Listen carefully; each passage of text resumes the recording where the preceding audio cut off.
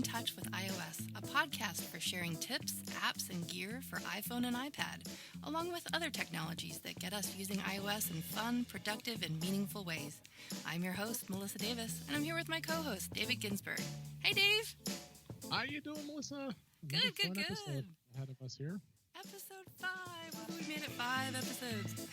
Should get a prize or something. We got a long way to go before we worry about prizes here. Yeah. Long time no talk, huh? That was a week. Fun. No, I'm talking about the little adventure that we have. Wasn't it just last night? Oh, last night. Our little group chat there. Well, I was like, who are these people? You got to make some friends. Yeah, I did make some friends. And it's like, look at these phone numbers, and I'm like, who are these people, Melissa? I mean, I knew you, and I knew Barry. We'll talk about that in a little bit. So I thought, this is spring. I mean, we're a month in, and I thought, what better way to celebrate spring with some iOS Easter eggs, huh? No, there's lots of those out there. I tell you what, my kids are always coming up to me, and I mean, ever since we got an iPhone and ever since Siri came about, they're always coming up to me and telling me, hey, Mommy, did you know you could do this? Or, they'll come and they'll hijack my phone and they'll show me that they can do something. Now, this is a kind of a tricky area to talk about on a podcast because we don't want to say the command or anything because we don't want people driving and having their phones being set off. So we're going to try to find some creative ways to get around that. Sometimes I say, hey, phone lady, or something like that. We don't want to set off people's Alexas and all their other devices, but, Just did. We'll try our best, but we can't always promise that listening to this podcast isn't going to, we just won't, how about this? We won't order anything on your behalf. How about that? I think we'll be okay. So here's a cute one that they taught me recently. So you're familiar with Lego Batman, right? Of course. Well, if you talk to Siri in your best Batman voice, now, I don't know what she's going to say, so we'll see what happens here. How about we try this? Hey, Pewter. I am at your service. Lego Batman, sir. Go ahead, Dave. You give it a try. Hey, Pewter. Yeah, you have to press the button and hold it down because you have to already be engaged in Siri to do it. Hey, Pewter. It's not cooperating. Hey, Pewter. My Batman's better than yours. Hey, Pewter. There it goes. I am at your service. Lego Batman, sir. Isn't that kind of gratifying? Yeah. It's just something cute to do. Well, here's the next one that we can use. We can use this when we're trying to decide which topic we want to talk about or which app we want to go next. Here's one that I really like to do. How about this? Flip a coin. Tails. Flip a coin. Wow. I want to see if I can get her to do the funny one. Flip a coin. It's tails. You got it. Flip a coin. Heads.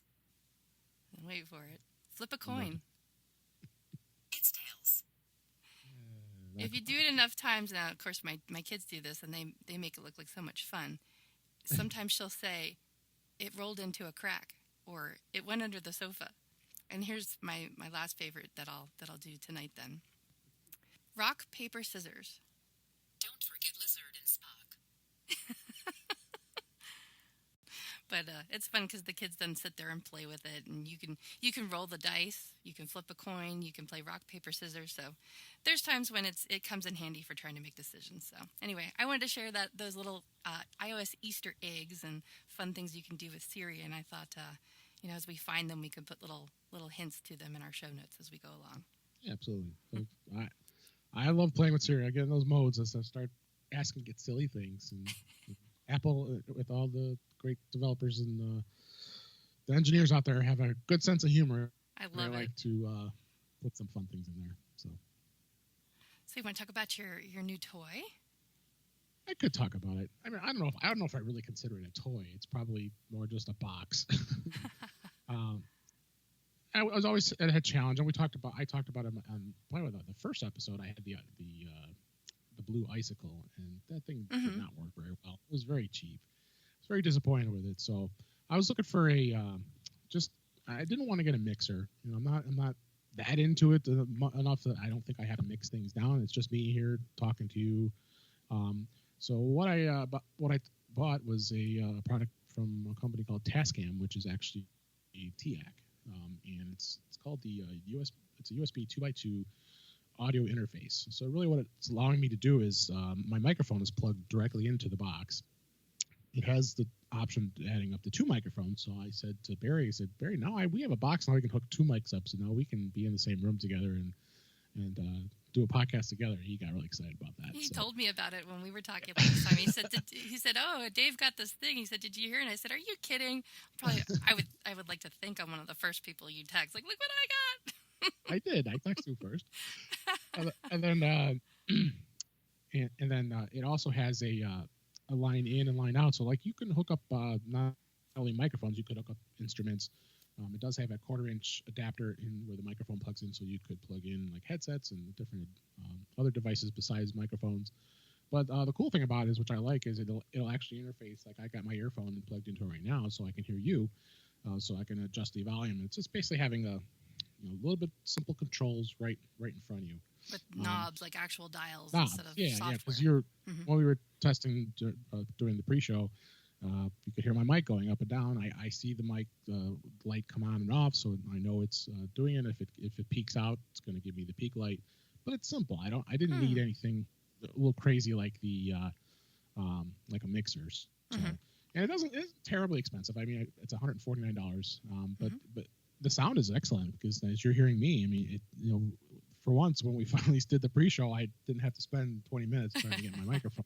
Where is it? So I'm sounding really good. So I'm real happy with this. And it has other things that a lot of it is with, like, if you played instruments, you can hook up guitars and other things. But that's not me. I'm not a musician. But this works out for the mic. And like I said, yeah, come on, Dave. You're not fooling anybody. We know you have an electronic guitar in your closet there that you're dying to plug into this thing.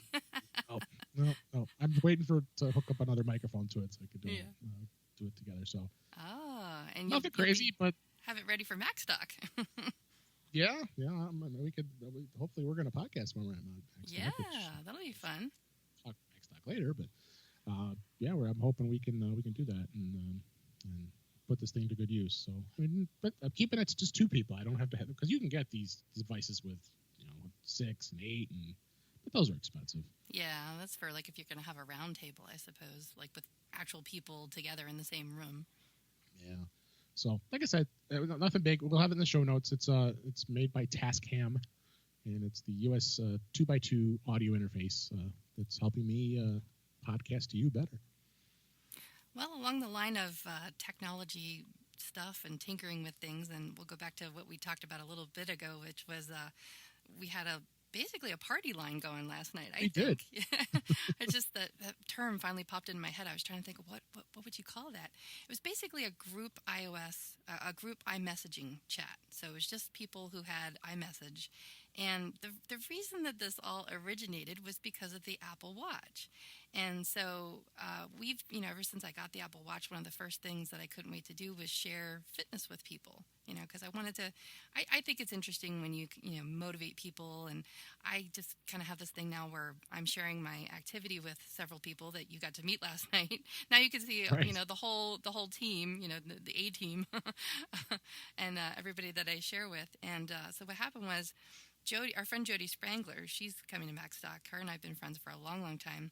And she's the one that convinced me to get an Apple Watch, because actually when I went to MacStock last year, I was really, really on the fence about getting an Apple Watch. I have a wrist tattoo, and I didn't think it was going to work. So I thought, I'll just try on hers. It probably won't work. And lo and behold, it did. And I thought, okay, well, now I don't have that excuse anymore. The excuses for not getting one started to fall off. So once I saw how it worked, then I was pretty convinced that, I could probably have this in my life.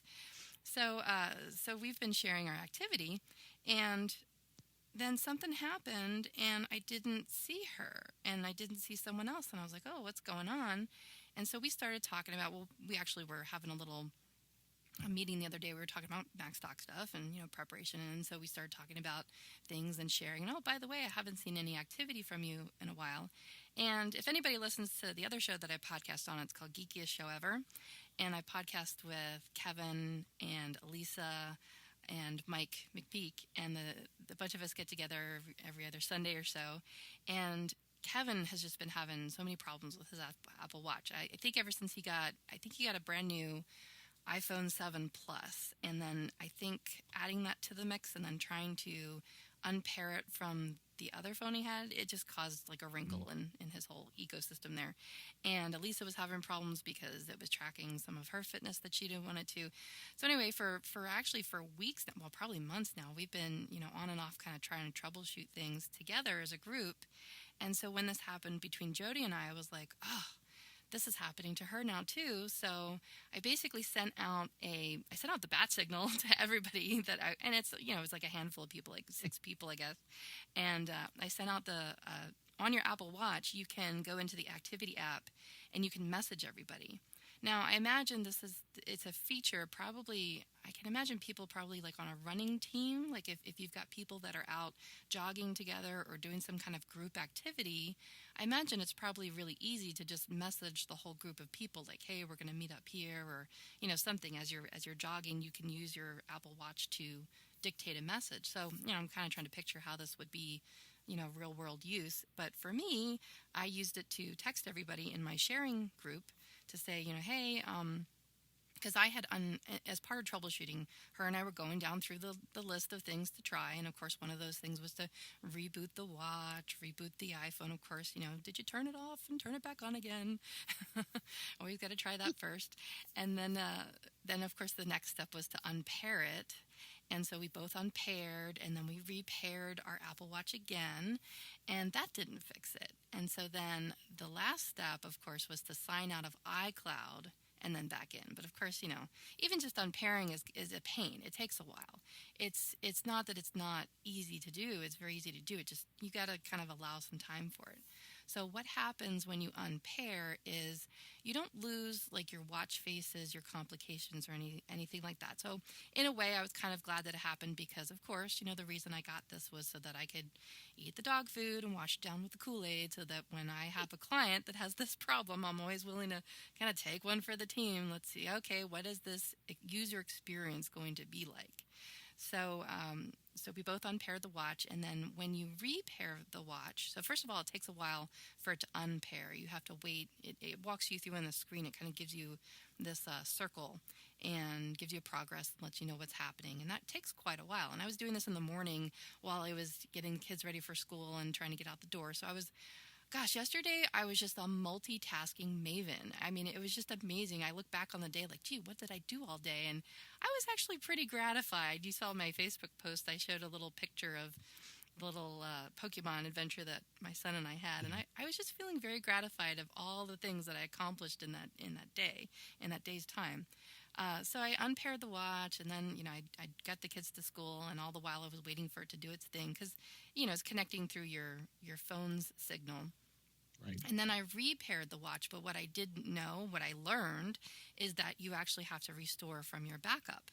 So it's very important that you're constantly doing those iCloud backups. Make sure that your iPhone is plugged in at night, to charge it. Make sure that your Apple Watch is plugged in. Make sure that things stay connected, because if something like this happens, you want to have the freshest backup that you can. So I had to go through that, and that part didn't take too long. I mean, it contributed to the length of time that this took. And I've said before, it's hard to say, well, how long did it take? I mean, because I've gotten, and this is my advice to anybody that's troubleshooting this kind of stuff, it's kind of like a watched pot never boils. I try not to just sit there and stare at it, because then it just seems like it's going to take forever. So I have personally trained myself to try to multitask and try to do other things. Sometimes I might set like a reminder, okay, go back and check that thing in a half an hour. It's kind of a lot like cooking. You're putting together recipes and things are going to take time in the oven to bake. This isn't really that much different. So try to relax, try not to get too stressed out about it. It will eventually come around. If it's taking too long, but how long is too long? That was kind of the unknown factor. So I don't know. I'm going to guess it probably took about an hour, till this all worked itself out and got it repaired again. And then the last step was to re-add my my Apple Wallet credit card, And that wasn't Right. that big of a deal because actually all I had to do, I didn't have to rescan it or anything like that. All I had to do was just put I think it was the 3-digit pin on the back of the card. So that's all I had to do as far as that goes. And then once that was back online, then I started, looking to see whose activity was still being shared, if I could message people. And that's when I started texting people. And then I guess this was sometime in the evening. It was probably later for you guys than it was for me because I'm like all the way on the other side. So I thought, oh, I'm going to try this feature. I'm going to text everybody. So I started what I'll call a party line chat. And so I sent a text out to everybody just to see if they were getting, because as Jody and I were troubleshooting, she was like, well, can you see, is it working? Because she was only sharing with one other person, whereas like I had 5 or 6 different people. So then we got down to it. We were like, all right, well, who's the next step if this isn't working? Because we kept trying to add each other. And I got nothing. I would send it out, and then it would just kind of, send out the request to add, request permission to share her activity. And of course, I'm waiting for her on the other end to accept it. And it wouldn't give me any feedback other than to say that I had initiated a request. But then on her end of things is where it got interesting.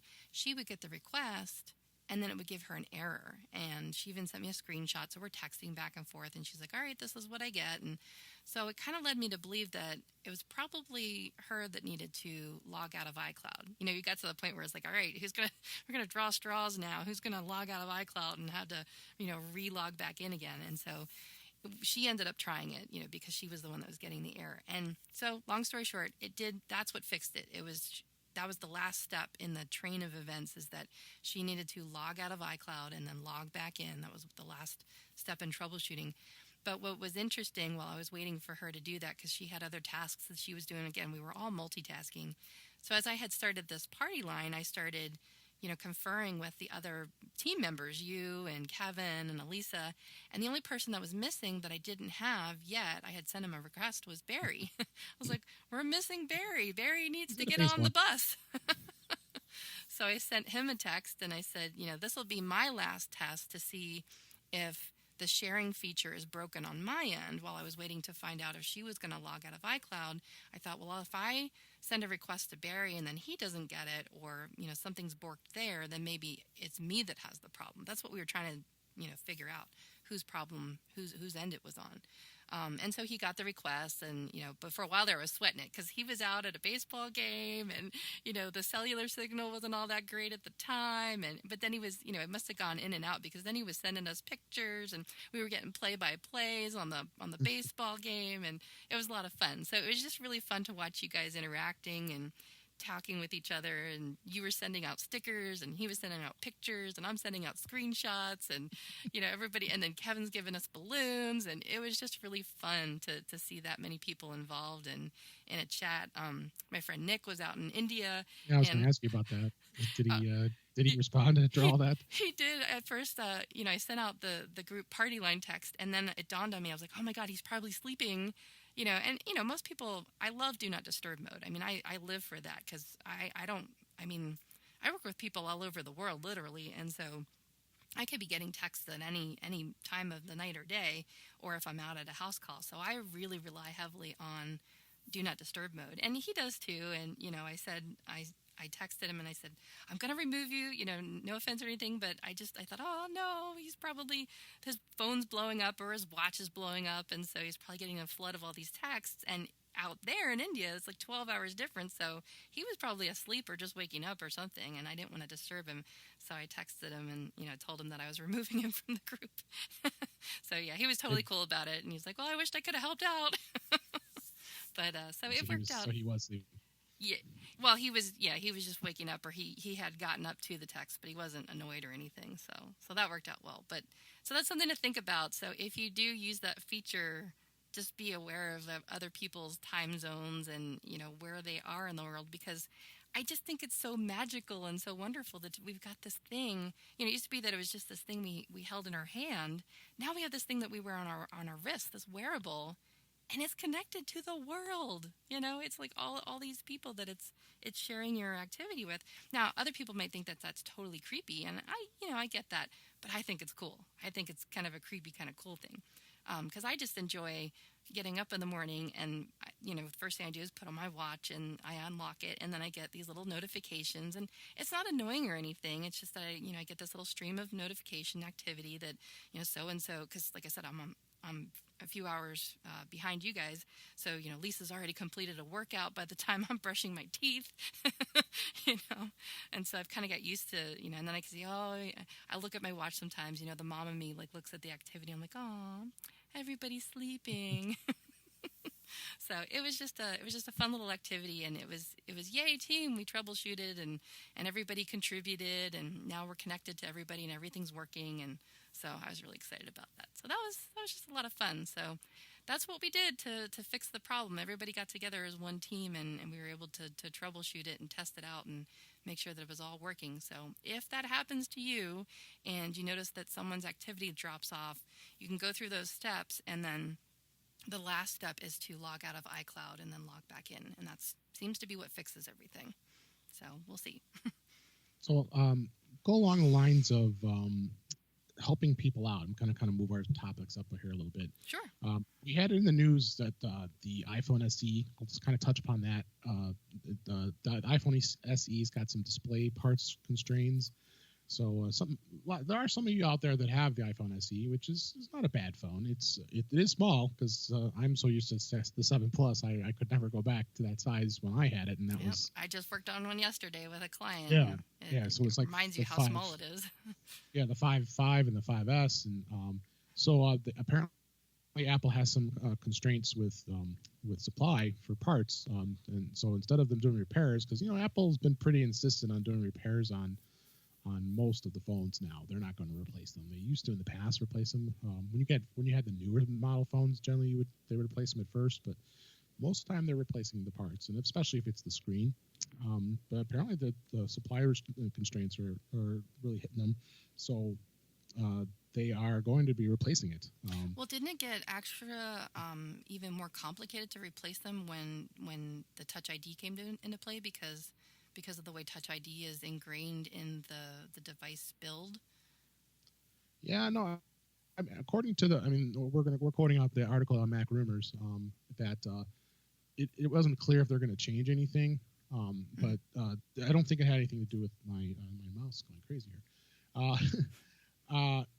They didn't have anything. It didn't have anything to do with that, but I think it was more just displays. The serial numbers for certain displays weren't added to the system correctly. It's saying in the update. Mm-hmm. So, but the other thing too is they just recently bumped up the space because the SE used to be 16 and 64. Mm-hmm. Now it's 32 and 128.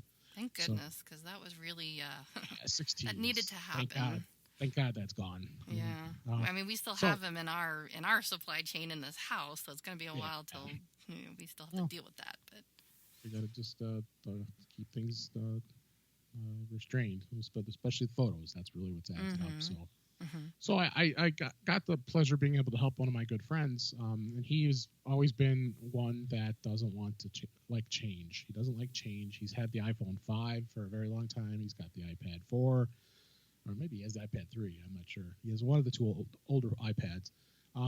But his SE phone is exactly for those people. Yeah, exactly. Well, more so because he's been used to it. I mean, he had the 5, and the 5 was starting to act up on him, and I kept telling him, dude, you can go to the store, and I'm telling you'll be able to get this phone. It'll blow your mind because the speed will be, because it's got the A9 processor in it and the co-processor, so it's a fast phone. I mean, it's basically comparable to a 6S. So, and all his accessories will work. He had a Mophie. A Mophie would fit probably. For the SE, you mean? Yeah, the SE, right. Yeah, so, yeah, and the camera in it is spectacular too. Oh yeah. It's I think it's a what was it? I have to look up the spec. I think it's 6 or 8 megapixel. He finally bit the bullet and said, let's go to the Apple store. We're gonna do this. So I said, okay, let's go. I'm ready to help you out. So we Dave's always ready to go to the Apple store. but I'm going to my local Apple store, so it's like no big deal because the store I go to is in Woodfield Mall in Schaumburg, locally in Chicago, and it's one of the very first Apple stores, so it has the very first design, so it's kind of boring. Okay. Compared to like the store we went to in Vegas and other stores which have a much more spectacular design. So eye candy. But I guess the mall. I've asked in the past. I said the mall is very stubborn, allowing tenants to make changes, so they're kind of stuck. So I'm not sure what they're doing. But anyway, that's another topic. So we got to the store and got him. I tried to sway him to the 7, and he's like, nah. I mean, especially the fact that it doesn't have the headphone jack. So so he's like, all right, well, here's the SE, and then here's the color you want. He wanted the black. Oh, right. bezel, So the SE has the headphone jack. I forgot about that. That's correct. So we went. I said, and they asked, "Do you want to set it up?" I said, "Absolutely." So we went there, and I pretty much was doing what the Apple Genius was going to do. But it's like they say, "You're going to do my job." He says to me, and I'm like, "Yeah, I kind of know Apple." He says I'm his guru. So we were going through it, and the restore went flawless. I mean, you always get to the iCloud restore, and it says it's going to take an hour or 45 minutes, but then all of a sudden it's got 2 minutes left. So so I said, well, yeah, this should go pretty quick, and then all your apps should restore just like it was. And sure enough, everything was probably one of the most flawless restores I've ever worked on for quite a while. He was great. Thrilled to death, and I slid the SE into his Mophie case. It fit perfectly. He was just happy as a clam. And then made comments later, said, Mike, oh my God, what was I waiting for? This thing is so fast. Oh, yeah, it's going to be a lot snappier for him now. Oh, yeah. So, and then plus he never had the Touch ID. I said, you got to set this up. So he's using the Touch ID now, and he's loving it. So I was pretty excited that you were very proud. I could tell, and I'm very proud of you. I'm proud of. That's right. So he another happy customer, and he'll just continue to like the phone because, like I said, he's used to that size screen. So there is no rhyme or reason to change. If like I say, he doesn't like change, so that's great that Apple is still providing that phone, because there are people out there that like it. I mean, there's a person that I work with that I helped at my office that she had the iPhone 4 when it had to be upgraded, and she went to the SE, and I've asked her a couple times. She's enjoying it. So yeah, I've heard more and more people talk about it, and I need to. Well, I mean, my kids just kind of adapt. I mean, if I gave them a huge phone, they wouldn't complain at all. But I know that there's lots of families that are introducing phones into their family for the first time, or maybe they are coming from an iPod Touch experience, and that SE fits right in with that. I mean, it's really a good beginner phone. So I think it definitely has its own niche. Yeah. I mean, the price is right. You could do the financing, and it's going to be next to nothing a month. But the 32 is $399, and the 128 is $499. So I mean, if you buy it outright, I mean, it's a bargain compared to the 7 or the 6 or any of the other phones. I mean, those are going to be $750, $800, or you go with the plan. Apple does not offer their payment plan, because I really like Apple's payment plan better than going through your carrier. Oh yeah. Because I hate to be first off, I have the freedom. So like my phone is financed through the Apple finance plan. Okay. So if I decide now, if I want to say, I'm going to go to T-Mobile, I'm on AT&T currently. I can do it because the phone's unlocked. I'm committed to paying for the phone no matter what, but I'm not locked to a carrier anymore. So you do still pay a monthly payment. Yeah. But it goes towards the price of the phone, and then you can pop that SIM card out. Is that how that works? Yeah. So the phone, when I get the phone, it's unlocked. So cool. I can go to T-Mobile now if I wanted to, and I could just start using T-Mobile and just say, see you later, AT&T. But all right. So honestly, I don't like carrier. I think all carriers stink. To be honest with you, they're going to get you no matter what. I've been with AT&T for quite a while. Me too. So, it's kind of hard for me not to change at this point. And it actually was a good thing, and that'll kind of segue into the tip you were asking for in relation to traveling abroad. Yeah, I thought this would be a good time to pick your brain about this now. So what do you do when you have someone who doesn't have an unlocked phone and they're with a different I don't have to have an unlocked phone. That doesn't matter. I'm with AT&T, and I apparently earned some perks with them, because I'm on this plan with them called AT&T Thanks. Like thank you, thanks. And I'm not sure. I had to look it up as far as what the level is. I'm like gold or blue or whatever they call it. So I've heard of something like that, but it's called something different. That's what they call it now. It's called Thanks. They just changed it. Okay. So I had a couple family members that were going to travel overseas. They were going to go to Amsterdam, and they were going to go to London. And so I looked it up, and they're on my plan. So I looked it up, and they said, well, all you have to do is pay $10 a day, and you get you basically use all the data that you normally have on your data plan that's here in the States. And it doesn't cost you anything else. You get unlimited phone, unlimited text. When you're on land, that's the key word there, land. So when they were in London, everything worked great. When they went on a ferry to go on the water, to go across, to go over to Belgium and Amsterdam, well, we got the bill, and yeah, there was lots of charges because we were using the cell towers on the boat. Oh, So were they doing it not, knowingly though?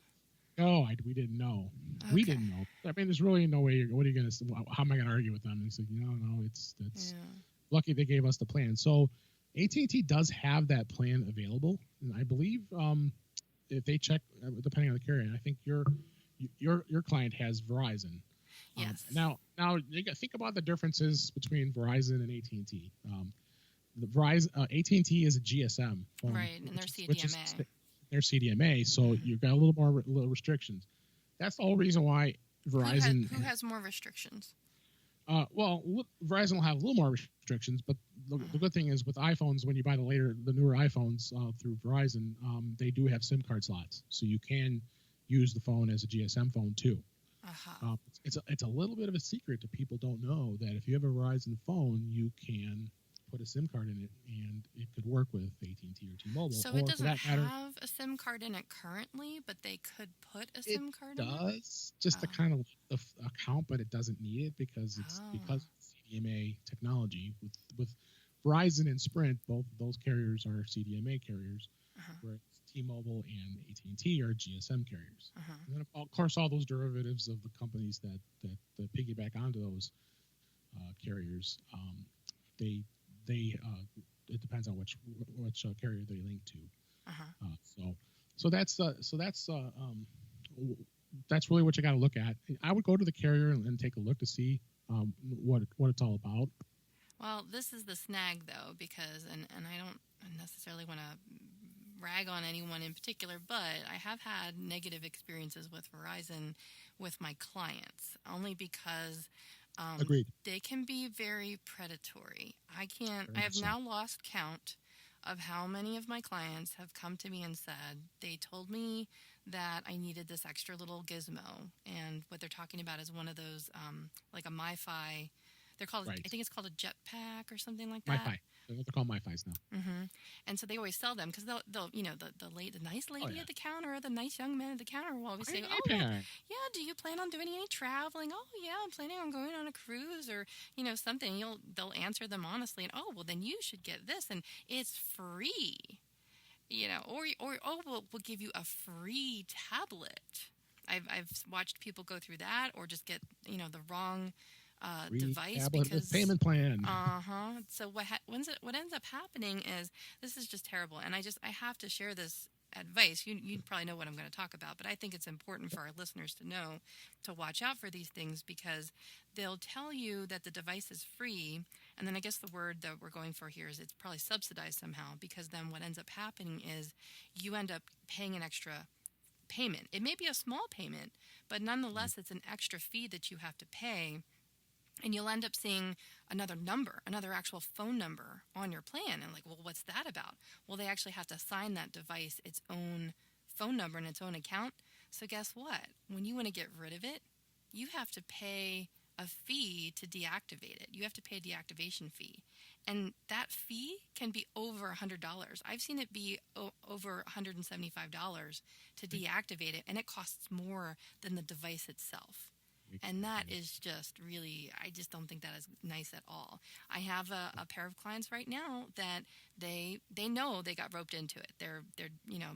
It's happened to any one of us. You get roped into something and you're really disappointed with yourself and you end up beating yourself up about it. And it's really sad to watch because they're roped into it now where they end up getting sold one of those jetpack things, and they did the math. And it's cheaper to just keep paying the monthly fee than it is to pay the fee to get rid of it, at least for now. So they're just going to keep it, but they don't know what to do with it, or, and that I don't even think that it would serve their purposes for when they travel. I don't quite understand how those work because people will get roped into them and then they never use them and they just sit there. Especially Verizon. I mean, that device is not. I don't think it works overseas, and if it does, you have to put it because that device has a SIM card in it too. So I don't know if they work with that particular carrier, other carriers out in the particular countries that you travel. So you have to check with them and really verify and ask them questions. I mean, that's the biggest Yeah. thing. I mean, I made the mistake of not realizing that them going on a boat was going to cost extra money. How was I going to know? I mean, you just have to Well, do your homework we before you decide to use your devices overseas. That's the scary thing, is like just knowing that you're going to take your device overseas. And I haven't done it yet. So that's one thing that I just have not experienced. And I'm trying to learn more about it, because I do get questions from clients, and I want to know what to be able to tell them and how to guide them. And, you want to say, well, go to your carrier and talk to them. But when it's Verizon, they're like, no. Like their face just turns white as a ghost. Like, nope, not doing it. They've already been down that road. They've already got suckered into something. I've actually had to go with a few clients and actually, go to the store with them and be, play bad cop and be like, you sold my client this and they don't want this, or they want this service instead, and just had to kind of redo things for them. And it's mostly only happened with Verizon. I'm sure people are nice there, and I'm sure they're just trying to help the customer. Maybe they get commission. I don't know. But I just know that my people are always getting sold these things, and that's the first thing we do is try to get this off of their plan.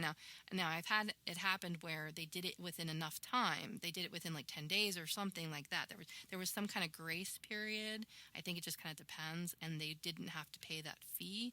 But I think other people just realized it too late, because what'll happen is they're paying, or what'll happen is they've gotten roped into an iPad and a plan for the iPad. And what they don't understand is that you can use your iPhone as basically a MiFi. You can turn on the hotspot. Yeah, exactly. And for the few times that all you want to do is like maybe read a book or check some email.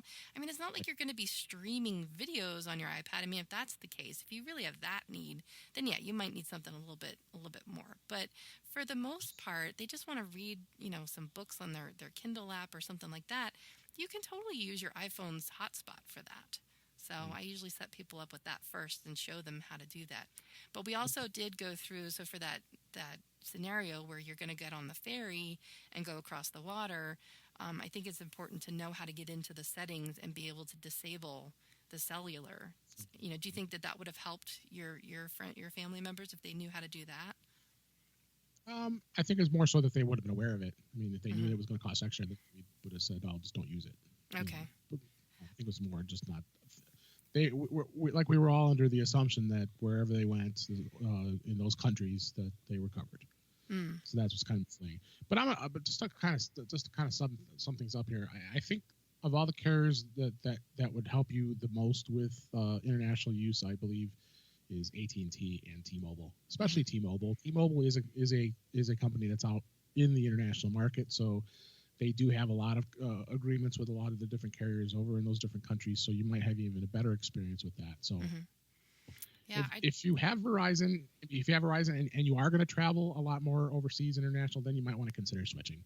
But if you're only going and traveling once in a while, you might, just like I said, like we said, negotiate with Verizon and just find out what their best plan is for this trip. I'm wondering if there's any other third parties that could be involved as far as traveling abroad. So if anybody has any advice for us that we can share, we'd love to hear your thoughts on it. So get in touch with us on our channels, and we'll talk about that at the end of the show too, how to contact us. But I'd love to hear some feedback on that. I'm really, really curious about how that stuff works and what other people's experiences have been if they are on a Verizon plan that might not be as flexible, or if there's some kind of magic SIM card that you can get that you can just use temporarily. Well, there is. It's just this one-time thing. You can actually get a disposable SIM card from a local carrier and put it in the phone. Any phone can do that. Okay. The only problem is you're not going to have your phone number when you do that. You'll have the local national number. So I see. But there's other ways, Skype and other FaceTime there's and WhatsApp. other communications. WhatsApp. I mean, any of that stuff. Even FaceTime, even Facebook. I mean, Facebook has their chat and the text would be a little different, but at least that you're paying next to nothing for a local SIM card, and you'll be able to use your data to your heart's content and not worry about it as much. Now, how's the Wi-Fi over there? I mean, the friends of mine that are going on a trip are planning on just using hotel Wi-Fi. Is it pretty decent over there? I mean, I know it's a lot faster than we have in the U.S. here, but is it? What I've, from my experiences, the data has gotten a lot better. When I traveled, I mean, I was in Italy 7 years ago. It was not that great, but I've heard some major improvements with it since then, and I've talked to other people as well as my family members said the Wi-Fi was working pretty well in most of the places they were in public areas. So I mean, be in pubs or hotels or any place, really, Starbucks, wherever. The internet was pretty good. Probably the person we also have not thought about that we could talk to is Barry Phillips. I was just thinking, I was like, we need to tap into Barry for this. He's talked about this before, and actually he's spoken at my Apple user group about it in the past for his travel stuff. So maybe not only when we're looking to have him as a guest on our show in the future here, maybe that would be another topic besides the other topic we were thinking about to tap him, because he is the world traveler, and he's a mobile device expert by trade. So that's true. So I think we need to tap his expertise on this topic. I think so too. for our next episode. So our next time we can get him on our next episode. So we'll just tap into the party line. Yeah. So I think we'll wrap that topic up, and I wanted to also talk about. I think this was kind of an exciting announcement about iWork. The iLife apps are now free. And then they were free when you bought your device, but now they're free. Period. So if you have an old device and you never bought it before, then you'll get Pages, Numbers, Keynote, and GarageBand for free. And I think iMovie too. iMovie as well, right? Yep. I'm sorry, I forgot. I think all those are not free. Is GarageBand and iMovie are part of what we used to call the iLife suite, I believe. Right. I think those are the only two. And then iWork was the productivity apps. Yep. I mean, honestly, most people out there nowadays who had these apps already had them for free anyway, because they got them when they bought their devices. Yeah, but I have a lot of, well, I wouldn't say a lot of people, but yeah, I do have a handful of people that's why I'm like cheering and jumping up and down for this, because I do have a handful of people who have an older computer that were outside of that window and did not get them for free. And so for all this time, I mean, they used to be, they were $20 a piece. There was like $19.99 and change and tax or whatever for each of the 3 pieces of iWork. I'll admit it. I paid for the CDs when we had the old versions back in the day. So. Yep, I did too. So I probably paid for them more than once. I paid for Mobile Me. I mean. Yep. So there was that. And so, but I've had, my sticking point is that I've got a few people who are stuck in the Microsoft Office, not even like the 365. We're talking like 2004 or 2011, like old, on the Mac, old Office versions. They're probably using Entourage. It's the email app. Well, luckily, no, they're not using Entourage. I was able to wrestle them off of Entourage. It was horrible enough that I was able to get them out of that. But what I have not been able to loosen the grip on is Word, because people are just, they're kind of like, they've had those training wheels on and they learned how to ride their bike in Word. And so that's where their muscle memory is, and that's what they know. But yet they fight with it. And it's no, I can't even say it's no longer supported, because I know there's still patches for it and things, but I keep reading like gnarly things in the news about macros and what's that? 2011 and 2008, 2004 were the 3. The 3. Those are the ones that are out there. Yeah, those I don't think they're supporting anymore. One of my clients just got a patch. Well, see, this is the scary thing, though. One of my clients got a patch for, I want to say it's her 2004 edition of Microsoft Office. But the thing that scared me was, she asked me about it, and I thought, I can't even verify it. I don't even know if it's a legitimate patch. Like, how do I know it's not something pretending to be a patch? I just don't trust it. Not for something that old. So I'm really excited. I'm really hoping that, because the thing I always get, if people ask me, like maybe they're switchers, maybe they're coming from the Windows world, they're clueless about iWork. They don't know what Pages is. Right. And I'm like, it's free. It comes with it. You don't need to go and spend a subscription fee each month to just be able to work with Word documents, because I mean most of these people are retired and they just want to be able to work with old documents that they may have had that they may want to rework, or somebody may still be.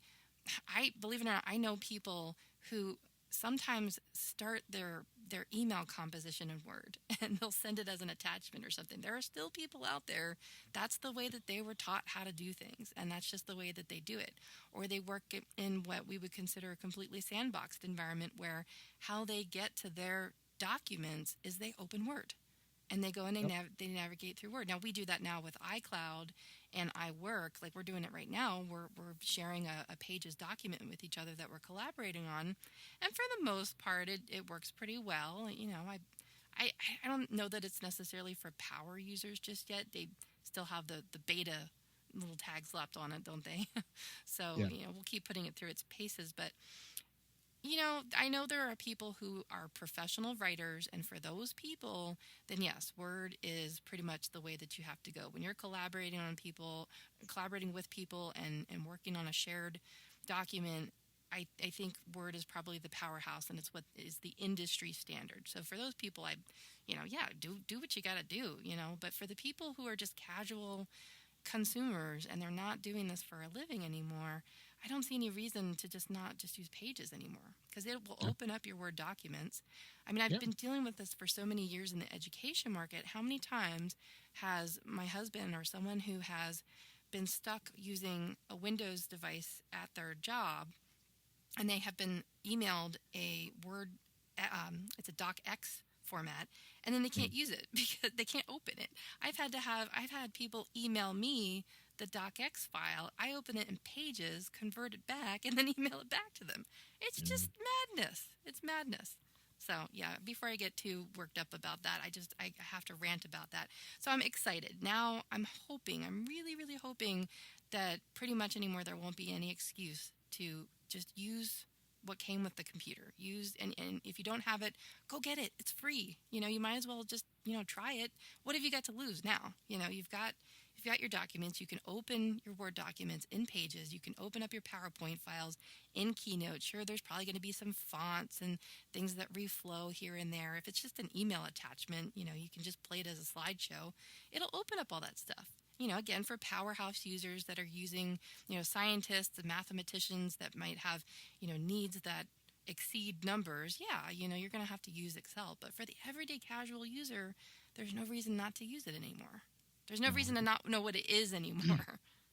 So just to wrap that up, they're free now. So there's no excuse. Get them. No excuses. So time's getting constrained here. So let's move on to a couple other topics we wanted to talk about tonight. Today is podcast consumption tools. Yay. You stumbled across this podcast player that I guess a lot of your friends in the podcasting community like. No, not a lot of them. Just one really important one. Okay.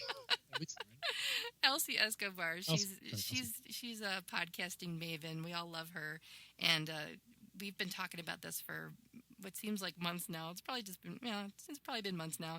We've been talking about the user experience end of things and consuming podcasts, and we've been really, talking a lot about show notes and how things look and how things interact. And primarily for me, I'm looking for something that's got an interface that I can teach my seniors how to use, because I have really been frustrated with Apple's offering of the Podcasts app that just comes with your.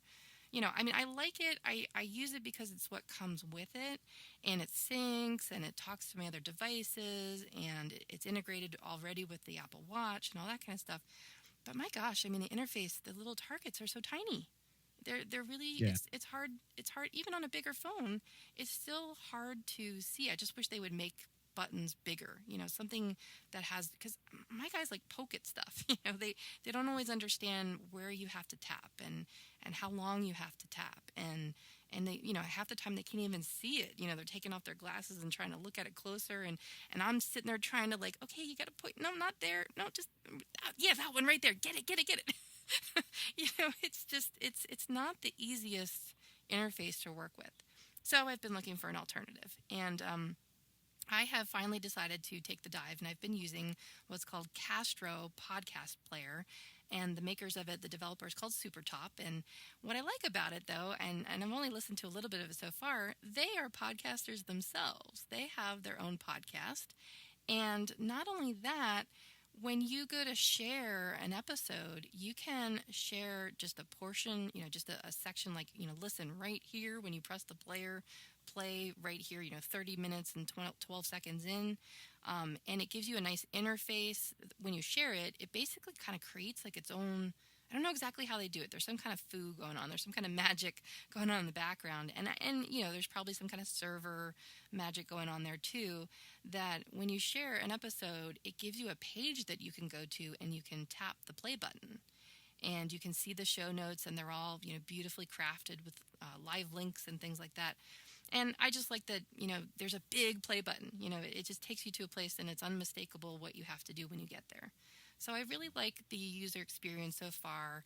They have their methodology is what they call triage. And you kind of treat your podcasts, it's a feed, of course, that you subscribe to all these different feeds. And you kind of treat it like email in a way, where it comes into your inbox. And then as a podcast comes in, you can specify what order you want it to be. I was waiting for that episode to drop, put that at the top of the list. And then the very next thing that plays when the podcast that's queued up currently is done playing, that will play next. So I've really been enjoying that I've been able to subscribe to and manage the overwhelming feeling of all the podcasts coming in. I can, say, I might want to skip that episode. I want to stick that in the archive box. I can always go back to it later, but for right now, I want to see, I want to hear this next one. So I've been really enjoying the interface. I've been trying to digest it and try to learn it, and it's kind of my crush right now. That's not to say that something won't replace it, and I know there's Downcast. It is. It's my crush right now. Yeah, well, I hate to tell you, but I'm still a big Downcast fan. Yeah, and that's the biggest okay. reason. And I know. That's what makes the world go round. We got a lot of good choices out there, and I still like to use the podcast aggregator for videos. I want to be able to watch the video podcasts as well as audio podcasts, and unfortunately, Castro only does audio podcasts. So, so that in itself was kind of a deal breaker. I took the plunge. I mean, I believe Castro is $3.99, is it not? Buy it. So I took the plunge, and I figured I'd give it a shot. Yeah, I still have it on my iPhone. I might take a look at it and see. Well, we'll flip-flop because then, in the next week or two, I do plan on going back to Downcast and living there for a little while. Yeah, I mean, I'm so used to Downcast, and what I love about Downcast is, in fact, by the way, I just realized I didn't have Geeky Show Ever added, so I just added that to the list here. Listen to you on that podcast. Granted, I have sitting here probably 73 podcast feeds on my Downcast right now, and believe me, and then plus I have all the different feeds for Twit by itself, and that's at least 4 or 5 areas by itself. So right, and they have all the video ones, and the video. They have all 3 of the quality videos. Then they have the MP3 version. But I don't listen to every single one of them, obviously. So, but I like to see what's out there, and if there's something that catches my eye, I want to listen to it. I can just scroll through this and say, oh look, I want to listen to Mac OS Ken. He's a daily one, and Mac Voices with our friend Chuck Joyner. I want to watch his videos, and I want to just do a quick way of watching this on my iPhone or my iPad for that matter. I mean, that's great about this with the podcatcher. So. A podcast catcher. So, now, Downcast has a version for all the platforms, doesn't it? No, it does not. It doesn't? It's only on iOS because I've Downcast tried to find. Yeah, I tried this. I do go on this Android the world sometimes because I do have an Android because again I'm a crazy person and I have to support it. So why not have one? So at least I have some sort of idea of what those people experience. Those people. You gotta do it. So they do not have a version for Android. So what am I thinking of then? There is a Mac version. There is a Mac version.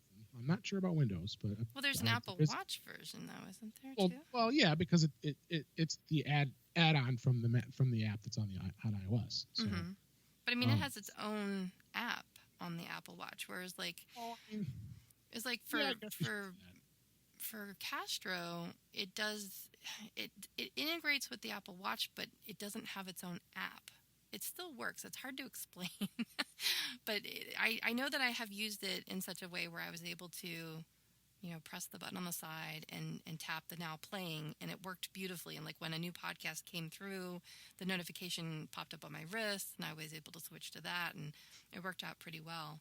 That I'm super picky about these kinds of things. I kind of know what I'm looking for. I wish I could just take like 3 different apps and the best of those features and marry them all together, and just say, here's the best things of this one, and these are the best things of that one. And there's still several other apps, consumption apps we'll call them, that we'll go through as time goes on, because I would like to spend some time, maybe not every episode, but every episode or so, talking about different ways to subscribe to podcasts, because I think it's important in the iOS, in the user experience, how you're getting your feeds and how you're getting your information. So I just like trying all this stuff out. So I thought we would at least keep introducing them. That's why you and I get along so well together, because we love trying stuff all the time. Yeah, so we like to tinker. That's how you learn about things when you listen to us, because we're tinkering with these things. Yep. So, my gosh, our time has been just flying by here. And here I thought, what are we going to talk about? Yeah. Well, now we'll have stuff to save for the next time. For the next episode. So, hey, what I wanted to bring up with the time, kind of coming to the end here, is MacStock. Of course. I'm very excited at the fact that I am speaking again at MacStock 2017. I spoke at the very first conference back in 2015, and this is be my 3rd year, and this is Melissa's 2nd year. This will be my 2nd year. Yep, I liked it so much the first time. I saw what you saw in it. And you're partnering with Jody Spangler again. Yep, Jody Spangler. I'm getting even more excited because we're starting to really hash out our plans. We had a really productive chat the other day talking about what we want to do, and I'm excited. I'm excited to really start digging into it. Yeah, and I've already started putting together some of my topic as well. So I'll be talking about being efficient using your iOS device. Gee, that's not going to be a stretch for you, is it? Yeah, trying to be more efficient in its use more than anything else. So. But go to the website. It's macstock2017.com. And that website will tell you all you need to know about the great speakers that are going to be there. Some of the big podcasters like Allison Sheridan's going to be speaking, Chuck Joyner, just to name a few. Barry Falk, of course, is doing the Mingle. The Mac Mingle. Mac Mingle for our fun event between the 2 days.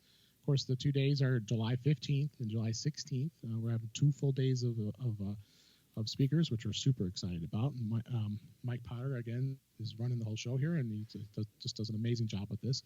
And we have a discount code that Mike has provided to us, which I'm very excited about. If you use the coupon code InTouchWithIOS, you will get $30 off of your ticket.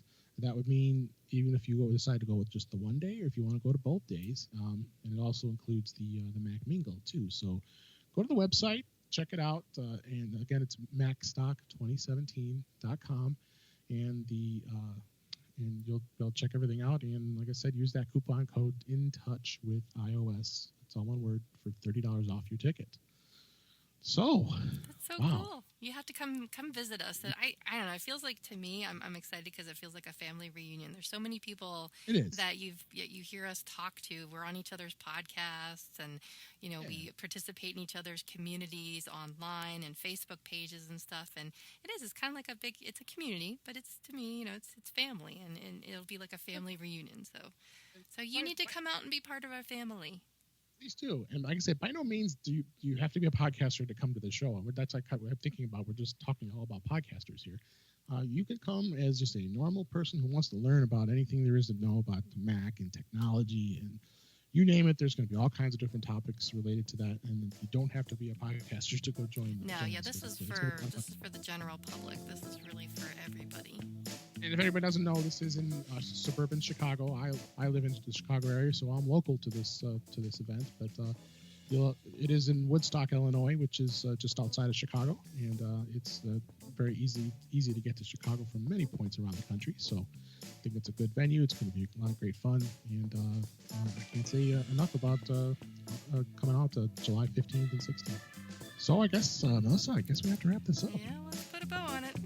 Thank Thanks for listening, and we hope you are more in touch with iOS after hearing this episode. Subscribe to our podcast in your favorite podcatcher and show your friends how to find us in iTunes. We are looking forward to bringing you more useful information in future episodes.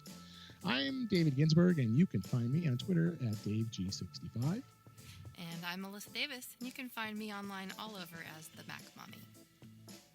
Thanks for listening, and stay subscribed.